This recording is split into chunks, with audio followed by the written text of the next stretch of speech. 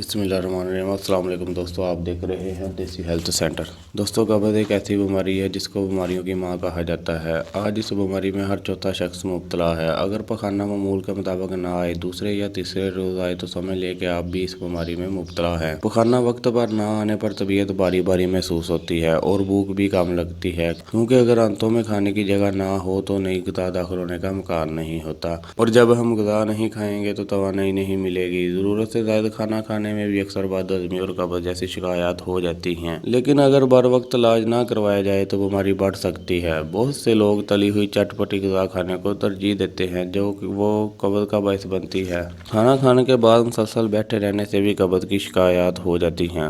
قبض کے علاج کے سلسلے میں سب سے جو اہم چیز ہے میرے دوستو، وہ غذا ہے۔ سبزیوں کا استعمال زیادہ سے زیادہ کریں اور روزانہ خالی پیٹ صبح 4 گلاس پانی ضرور پئیں۔ رات کو کھانا ضرور کھائیں۔ رات کو کھانا نہ کھانے سے بھی اکثر قبض کی شکایات ہو جاتی ہے۔ رات کے کھانے اور سونے میں کم سے کم 3 گھنٹے کا وقفہ ضرور رکھیں۔ رات کا کھانا کھانے کے بعد 5 سے 10 منٹ واک ضرور کریں، اس سے آپ کی آنتیں مضبوط ہوتی ہیں۔ نہار منہ شہد کا استعمال بھی اپنی عادت بنا لیں۔ دوستو قبض کا علاج دواؤں کی بجائے ریشے دار غذاؤں اور پھلوں سے کریں، یہ زیادہ مفید ہے۔ نبی کریم صلی اللہ علیہ وسلم نے قبض کے بارے میں جو ارشادات فرمائے ہیں، سائنس اپنی تمام تر کوششوں کے باوجود بھی اس کے برابر نہ آ سکی۔ نبی کریم صلی اللہ علیہ وسلم کے ارشادات کا خلاصہ یہ ہے کہ کھانا وقت پر کھایا جائے، رات کے کھانے کے بعد جلدی نہ سویا جائے اور پیدل چلا جائے۔ کھانا کھانے کے بعد خربوزہ اور تربوز پیٹ کو صاف کرتا ہے۔ کھانا کھانے کے بعد 2 سے 3 دانے انجیر کھانے سے نہ صرف قبض ختم ہوتی ہے، یہ بواسیر کے لیے بھی بہتر ہے۔ قبض کے علاج کے لیے کچھ احتیاطی تدابیر جن پر عمل کر کے اس سے ہمیشہ کے لیے نجات حاصل کی جاتی ہے۔ رات کو سونے سے پہلے 1 گلاس نیم گرم پانی کا پئیں۔